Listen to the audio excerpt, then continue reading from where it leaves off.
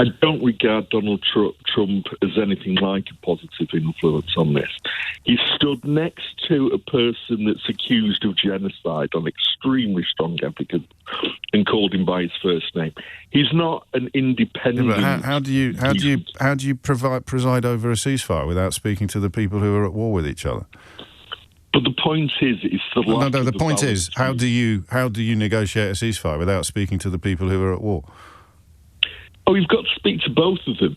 But to do a fair ceasefire, you can't treat one as your best buddy and the other people as people that you're going to exterminate if they don't do what you tell them to do. Well, you can, because he has. And they're about to put pen to paper in Sharm el-Sheikh. But the point is, anybody could have come in with that position. Hamas why didn't they? Annihilated.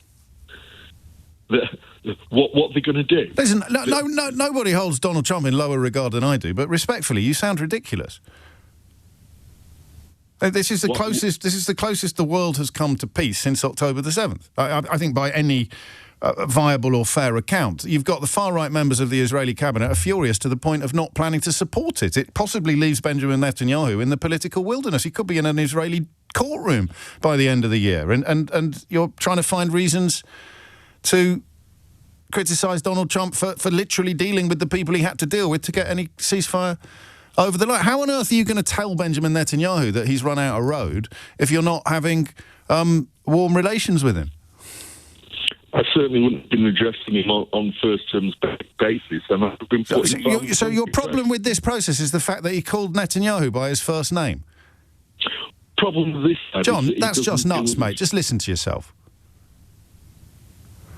We're on the brink of peace after a war that has left tens of thousands of people dead, and your primary objection is that he used Netanyahu's first name when he spoke to him. James, we're not on the Why are you using my first name?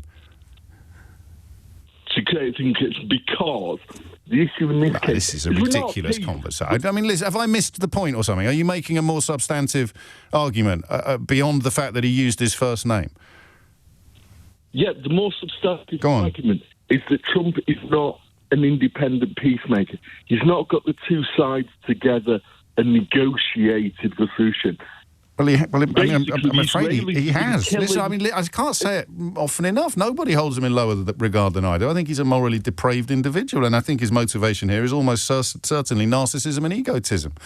But it doesn't mean that the things you can see with your own eyes haven't happened. And listen, mate, before you go, if you are honestly reaching for the fact that he called Netanyahu by his first name as a reason to pour cold water upon the enthusiasm with which this announcement has been greeted, then you are actually and objectively ridiculous.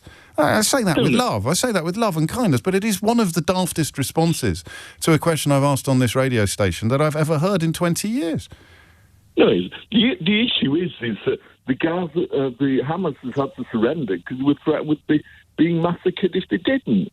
That's not the issue. The issue is that Netanyahu has had to do the thing that has absolutely enraged his own cabinet members, because he has been told that that the undiluted, unqualified support for breaching previous ceasefires, for banning the ingress of aid into Gaza, has now been removed by the American president. I mean, that's just the evidence of your own eyes and ears.